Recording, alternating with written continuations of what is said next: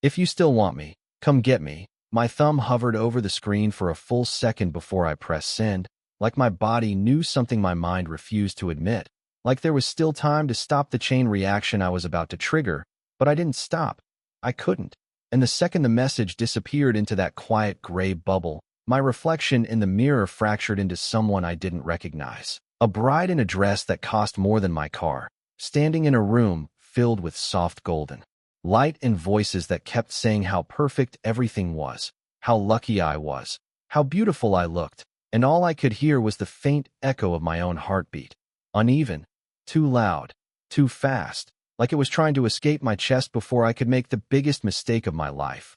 I pressed my hands against the vanity to steady myself, but my fingers wouldn't stop trembling. The satin of the gown brushing against my skin felt foreign, like it belonged to someone else, someone who actually wanted this life, someone who could walk down that aisle without feeling like they were slowly suffocating. I closed my eyes and tried to breathe the way they taught in those pre-wedding videos. Slow in, slow out. But the air wouldn't settle. It stuck somewhere between my throat and my lungs, and all I could think about was his name, the one I had promised myself I would forget, the one I had deleted, erased, buried so deep it shouldn't have been possible to find again, and yet I had typed it from memory like muscle reflex, like it was carved into me in ways I couldn't undo. Alex Volkov. Even thinking it felt dangerous, like saying it out loud would pull him into the room, into my life, into this moment that was supposed to belong to someone else, someone safe, someone predictable, someone who would never make my hands shake or my heart race like it was on the edge of something irreversible. I told myself it was just a message, just words. Maybe he wouldn't see it. Maybe the number had changed. Maybe he had moved on. Maybe I was talking to a ghost. But the lie didn't hold, not even for a second, because I knew him.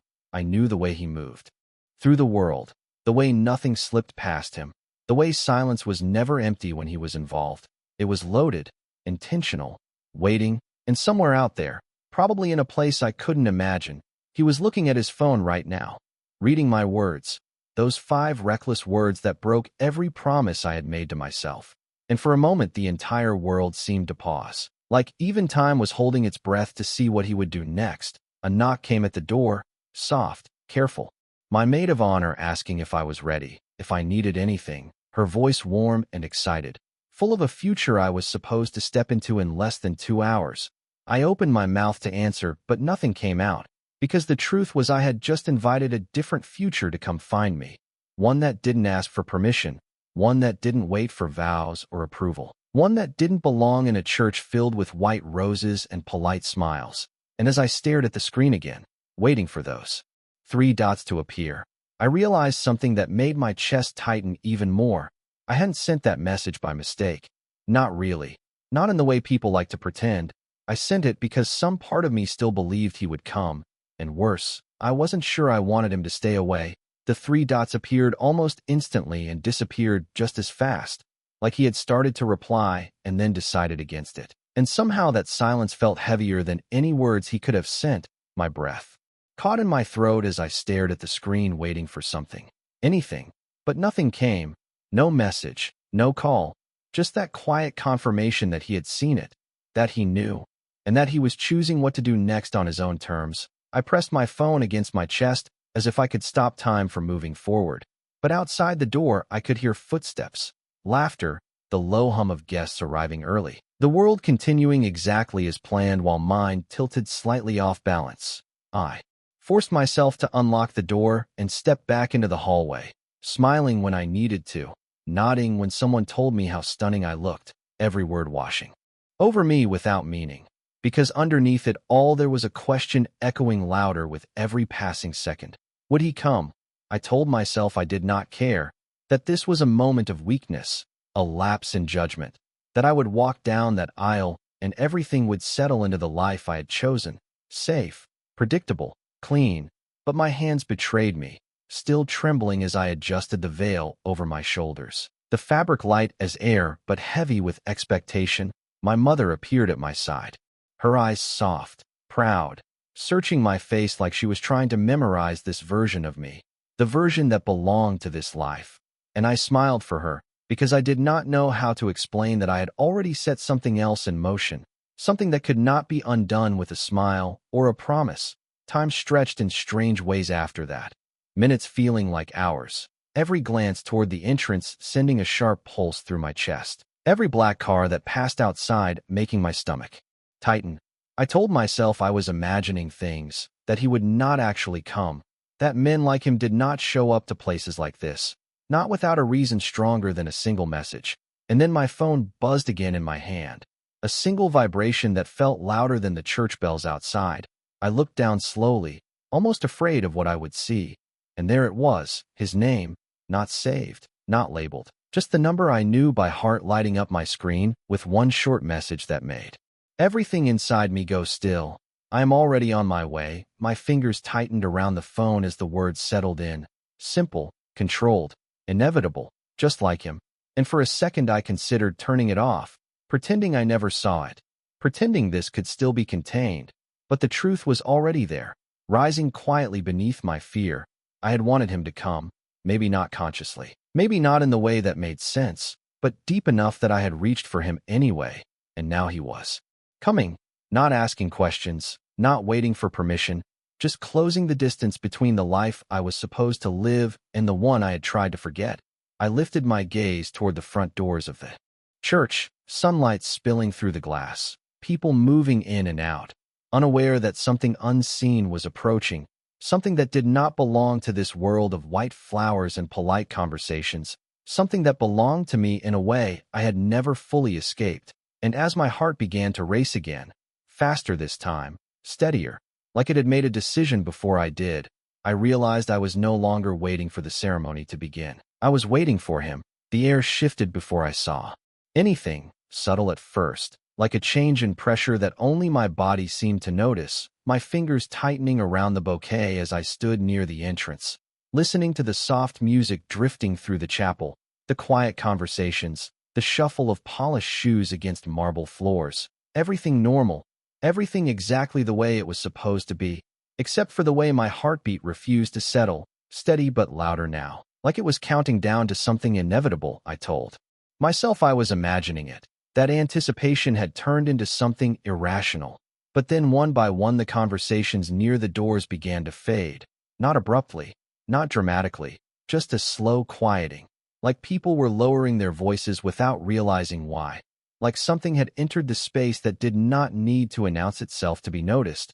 I lifted my gaze and saw the first glimpse of black through the glass doors, a reflection at first, then a shape, then a presence that made my breath catch before my mind could catch up. The doors opened, not rushed, not forced, just a smooth motion that felt deliberate, controlled. And then he stepped inside. Alex Volkov did not look around.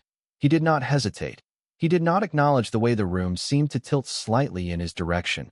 He simply walked forward like he had always belonged wherever he chose to stand, his suit dark, perfectly fitted, the kind of quiet precision that did not demand attention, but took it anyway.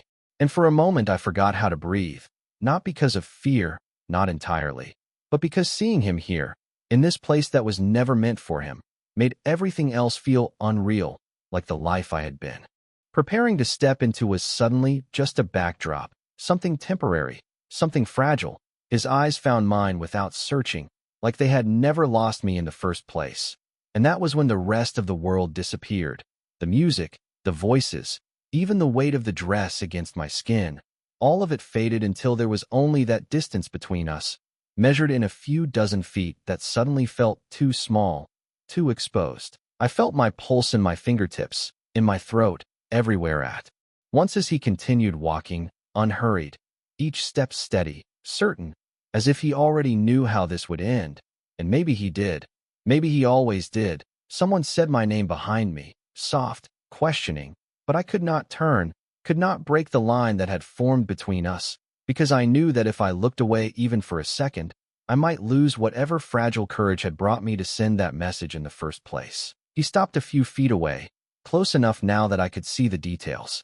I had tried to forget the sharp line of his jaw, the calm intensity in his expression, the way nothing about him seemed rushed even though everything about this moment should have been chaos. And when he finally spoke, his voice was low, even, the same controlled tone that had always made it impossible to tell what he was truly thinking. You called me.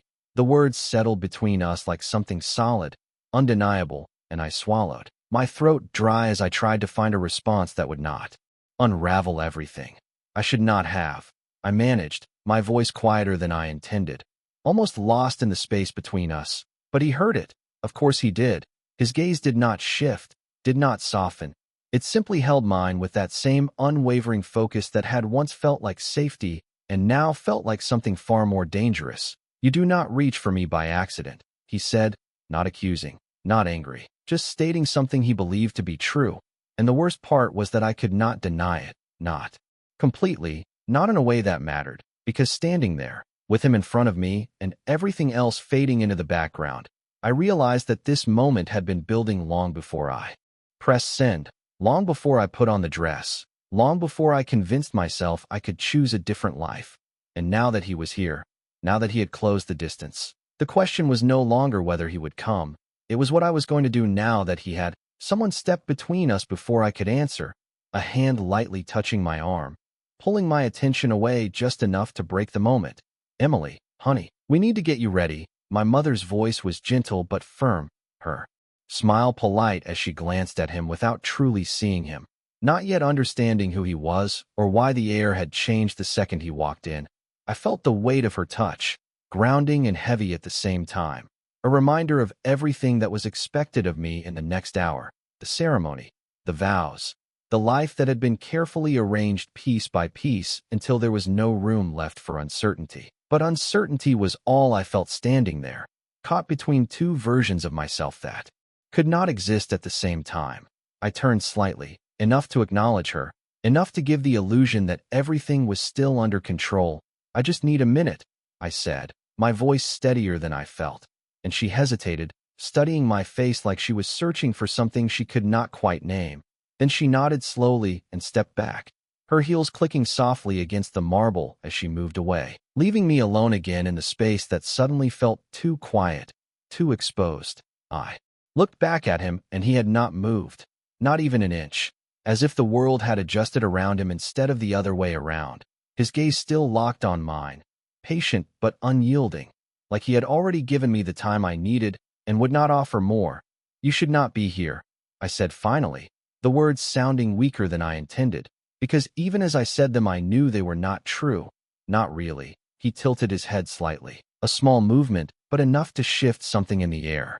Between us, you asked me to come, he replied, the same calm certainty threading through his voice, not loud, not demanding, just there, impossible to ignore.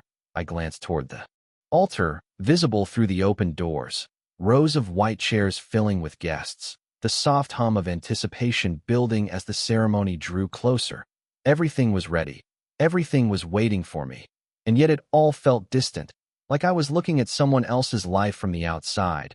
I did not think you would actually do it, I admitted, my fingers tightening around the bouquet until the stems pressed into my palm. And for the first time something almost like a shadow of a smile touched his expression, brief and gone before I could fully recognize it. You always underestimate me, he said quietly, and there was something in the way he said it that made my chest tighten, not anger, not accusation, just a simple truth that carried more weight than it should have.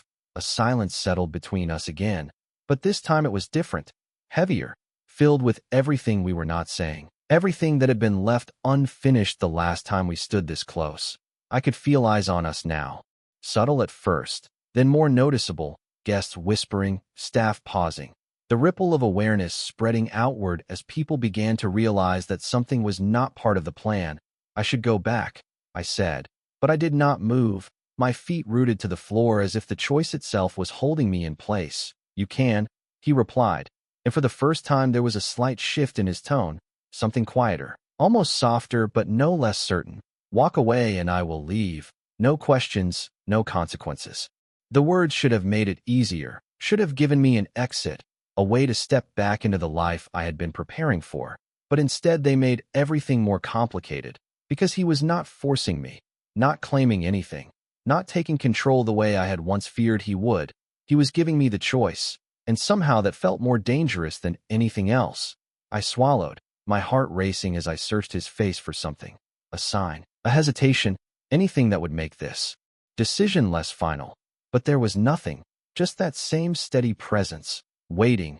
And in that moment, I realized the truth I had been avoiding since the second I sent that message. This was never about whether he would come.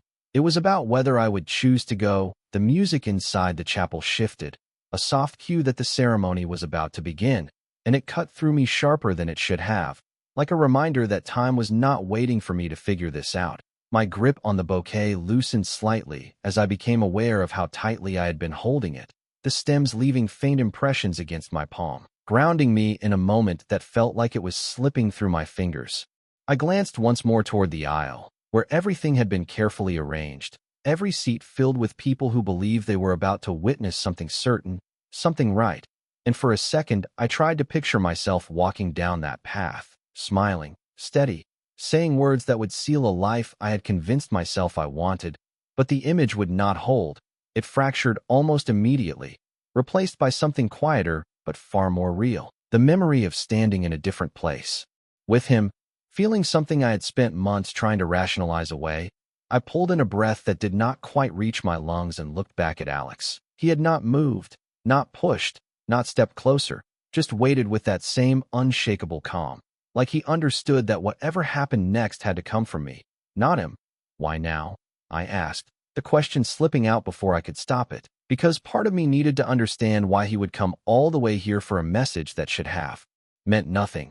His eyes did not leave mine as he answered, because you would not have sent it unless you meant it.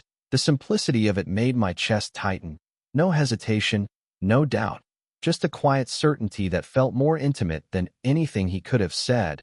I shook my head slightly, not in disagreement, but in disbelief. You do not know that, I said, my voice softer now, almost lost under the distant echo of the organ beginning to play. But he did not look convinced. I know you, Emily, he replied, and hearing my name from him again, steady and familiar, sent something through me I could not ignore, something that had nothing to do with logic or safety or the life waiting just a few steps away.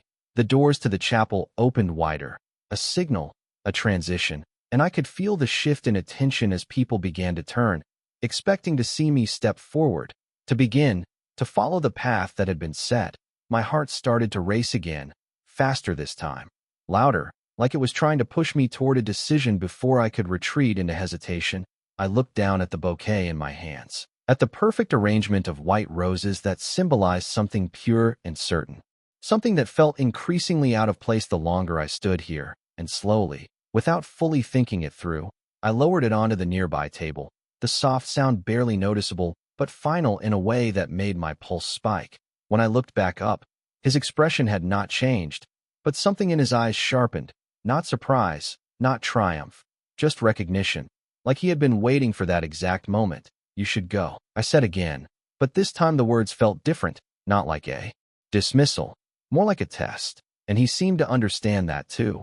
You want me to leave, he said, not moving, not turning away, just giving the question back to me in a way that forced me to confront it honestly. I opened my mouth to answer and found that I could not because I did not have the words, but because I finally understood what they would mean.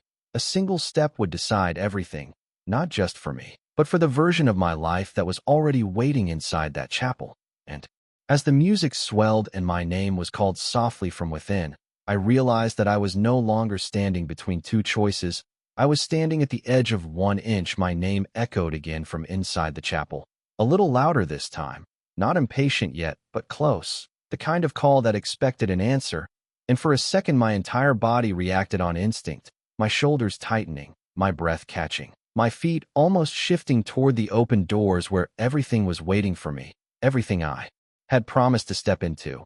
But I did not move, not forward, not back, just stayed there suspended in a moment that felt impossibly thin, like the next second would decide everything before I even understood it. I could feel the weight of attention now, subtle but growing, guests turning in their seats, whispers beginning to ripple through the room as the delay stretched longer than it should have. My mother's voice again, softer but closer this time. Emily, it is time. And I closed my eyes briefly, just long enough to shut out the expectation, the carefully planned future, the version of myself that had been rehearsed over and over until it felt almost real. And when I opened them again, he was still There, exactly where he had been, unchanged by the shifting energy around us, as if none of it mattered unless I made it matter. "You are going to miss it," I said quietly, the words barely above a whisper, but carrying more weight than they should have. And he tilted his head slightly, studying me in that way that always made it feel like he saw more than I was willing to admit. "Then do not let me," he replied, simple, direct, and somehow that made everything inside me tighten, because he was not telling me what to do. He was handing the decision back to me again, and I realized that was what made this so difficult. He was not taking control. He was waiting for me to choose him, fully, without hesitation. My fingers curled slightly at my sides, empty now without the bouquet, the absence of it making me feel exposed in a way I had not expected, like I had already let go of something without fully acknowledging it. The music swelled again, a clear signal. The moment had arrived whether I was ready or not, and I could feel it in the way the air seemed to press in around me, urging me forward, urging me to follow through, to complete the path that had been laid out so perfectly. I glanced once more toward the aisle, toward the man waiting at the end of it, a man who represented stability, certainty, a future that made sense on paper, a future that would not keep me awake at night questioning everything. And for a brief second, I almost stepped forward, almost let that version of my life take over. But then I looked back at Alex, and nothing about him was safe. Nothing about him was predictable, and yet standing there, with him watching me like I was the only thing that mattered in that entire room. I felt something settle inside me, not calm exactly, but clarity, sharp and undeniable, like a line being drawn that I could not step back from once I crossed it. I took a slow breath, deeper this time, letting it reach all the way through me, and then I stepped, not toward the chapel, not toward the waiting crowd, but toward him, just one step, small enough that no one else might have noticed at first, but enough to shift everything, enough to answer the question that had been building since the moment I sent that message. His gaze did not waver, but something in it changed, something quieter, more certain, like he had been waiting for that exact movement. "Are you sure?" he asked, not doubting, just confirming, and I swallowed, feeling the weight of everything I was about to leave behind pressing against me for one final second, before I answered, not with hesitation, not with uncertainty, but with a truth I could no longer ignore. I was never going to walk down that aisle, and for the first time since this day began, my hands stopped shaking. The moment my foot settled into that step, everything around me seemed to react at once, like the world had been waiting for that exact movement to decide how to unfold next. The music inside faltered just slightly, not enough for everyone to notice, but enough that I felt it, a shift in rhythm that mirrored the one inside my chest. And then the whispers started to grow louder, no longer contained, no longer subtle. People turning fully now, eyes following the direction I had chosen, the direction I was still choosing with every inch of distance I closed between us. My mother's voice called my name again, sharper this time, confusion threading through it, disbelief just beginning to surface, but I did not turn, because I knew if I looked back now, if I saw the faces, the expectations, the disappointment forming in real time, I might hesitate, and hesitation was something I could not afford anymore, not after everything that had already been set in motion.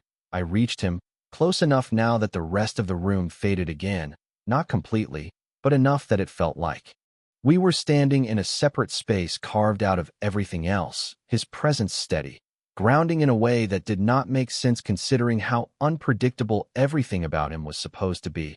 And yet this moment felt more certain than anything I had been preparing for all morning. "You are about to cause a scene," I said quietly, the corner of my mouth almost lifting despite the weight of everything around us. And for the first time there was a trace of something lighter in his expression, not amusement exactly, but acknowledgement.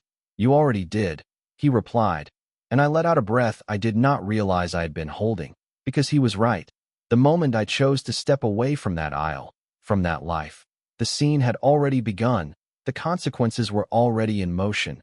There was no quiet way back from this. Footsteps approached behind me, faster now, more urgent, and I could feel the presence of people closing in, trying to understand, trying to intervene before something irreversible happened. "Emily, what is going on?" The voice came from my left, familiar, strained, and I knew without looking who it was. The man waiting at the end of the aisle. The man I was supposed to marry, standing here now instead, pulled out of place by a choice he had not seen coming. I turned slightly then, just enough to meet his gaze, and the look in his eyes made something inside me tighten. Not guilt exactly, but the recognition that I had let this go too far before. Admitting the truth, "I am sorry," I said. The words simple but heavier than anything else I could have offered, and I meant them, not for choosing this moment, but for not choosing it sooner, for letting him believe in something I was no longer certain of. His expression shifted, confusion giving way to something quieter, something that understood more than I expected, and he exhaled slowly, running a hand through his hair as if trying to process everything at once. "You are not coming back," he said, not a question, just a realization, and I shook my head, small but certain. "No, I am not." The silence that followed felt different from the others, less tense, more final, like something had settled into place. Whether anyone liked it or not, I turned back to Alex then, the choice fully made now, no longer hanging in the balance. And for a moment we just stood there, the noise of the room rising again around us, louder now, more chaotic, but distant in a way that made it easier to ignore. "Are you ready?" he asked, and the question was simple, but it carried everything that came with it. The unknown, the risk, the life that did not come with guarantees, and I felt a flicker of hesitation, not because I doubted him, but because I understood exactly what I was stepping into. And then I took another breath, steady this time, and answered in the only way that made sense. I already chose, and without looking back again, I reached for his hand closed around mine with a steadiness that cut through the noise like a line drawn in the middle of chaos, not tight, not forceful, just certain, like he knew I would not pull away. And the second our fingers touched, something inside me settled in. A way I had not felt all day, the trembling that had followed me since the morning finally quieting as if my body had been waiting for this exact moment to stop fighting itself. The room behind us continued to unravel in soft, controlled confusion, voices rising, footsteps shifting, someone calling my name again. But it all felt distant now, like a scene happening behind glass, visible but no longer able to reach me. Alex did not look back, did not acknowledge any of it. His focus stayed on me. For one brief second longer, long enough to confirm that I was still there, still choosing this.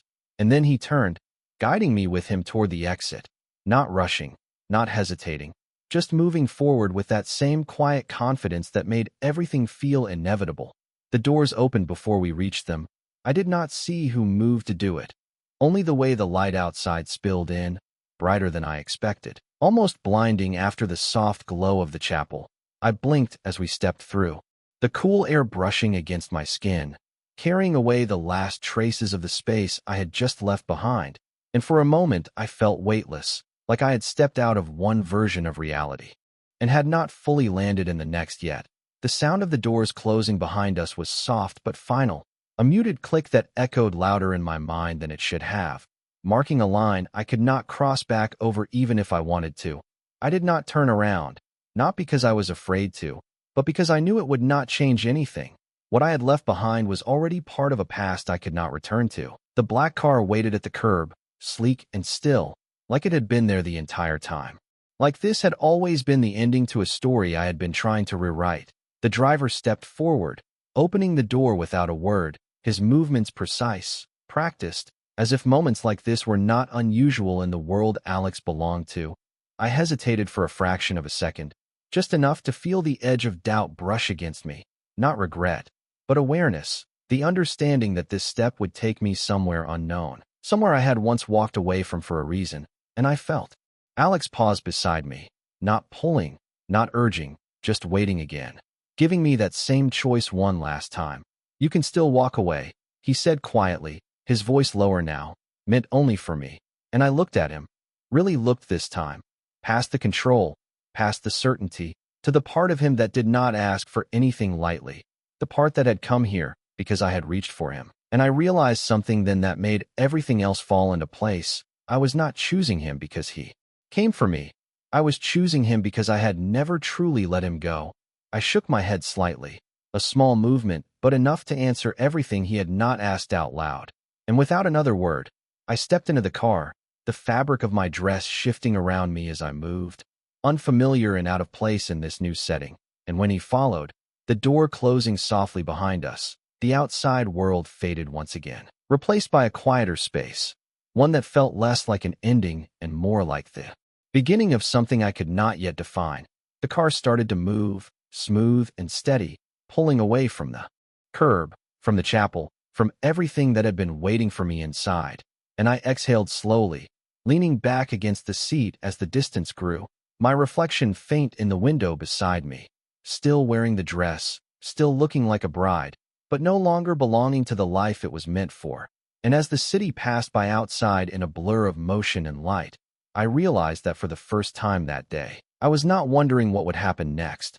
I was ready to find out. The city, stretched out beyond the window in a blur of glass and motion, familiar streets passing by in a way that felt almost unreal, like I was watching a life I used to belong to from a distance I had not chosen until now. The white fabric of my dress pulled around me in soft folds, catching the light every time the car turned, a quiet reminder of where I had just been and what I had walked away from. I let my fingers rest against the cool surface of the window, tracing nothing, just grounding myself in something steady as everything else shifted too quickly to fully grasp. Beside me, Alex sat with the same composed stillness he had carried into the chapel, his presence filling the space without effort, without noise. And yet there was something different now, something less guarded, not visible to anyone else but unmistakable to me, like the distance that had existed between us before had narrowed into something more defined, more real. "You are quiet," he said after a moment, his voice low, but not pressing, just an observation that felt almost careful, and I let out a soft breath, my reflection in the glass catching my eye again. The contrast of who I looked like and who I had chosen to be settling into place in a way that felt both strange and right. "I am thinking," I replied, my voice softer now, no longer shaking, no longer uncertain in the way it had been just hours ago. He nodded slightly, as if that answer was enough, as if he understood that this moment did not need to be filled with explanations or reassurances. The silence that followed was different from the ones before, not tense, not waiting, just there, steady, like something we could both exist in without needing to define it. After a while, I turned toward him, studying his profile, the calm line of his expression, the way he seemed completely certain in a world that had just shifted so completely for me. "Did you ever think I would do it?" I asked, the question coming out more curious than anything else. And he glanced at me then, his eyes meeting mine with that same quiet intensity. "I knew you would choose the truth when it mattered," he said. And something about the way he said it made my chest tighten, not from doubt, but from recognition, because deep down, I knew that was what this had been, not impulse, not recklessness, but a moment where I stopped pretending long enough to act on what had always been there. I looked down at my hands, now still in my lap, the absence of the bouquet still noticeable, the absence of hesitation even more so. "What happens now?" I asked. The question simple, but carrying the weight of everything I had yet to understand, everything I had just stepped into without a clear path ahead. And he did not answer right away, not because he did not have one, but because he was considering it, choosing his words in that deliberate way that meant they would matter. "Now," he said finally, "we do not go backward." The statement was quiet but absolute, and I felt it settle into me, not as a warning, but as a truth I had already accepted the moment I stepped away from that aisle. The car slowed slightly as we approached an intersection, the light outside shifting from green to red, and for a brief second everything paused again, the city holding still around us, and I realized that this time, the stillness did not feel uncertain. It felt like space, like something waiting to be filled not with expectation, but with choice. The light changed, the car moved forward, and I leaned back against the seat, letting my eyes close for just a moment, not to escape, but to feel the quiet settle fully into me. When I opened them again, I turned toward him once more, a small breath leaving my lips as I spoke. "Then let us see where this goes." And this time, when he looked at me, there was no distance left between what we had been and what we were about to become.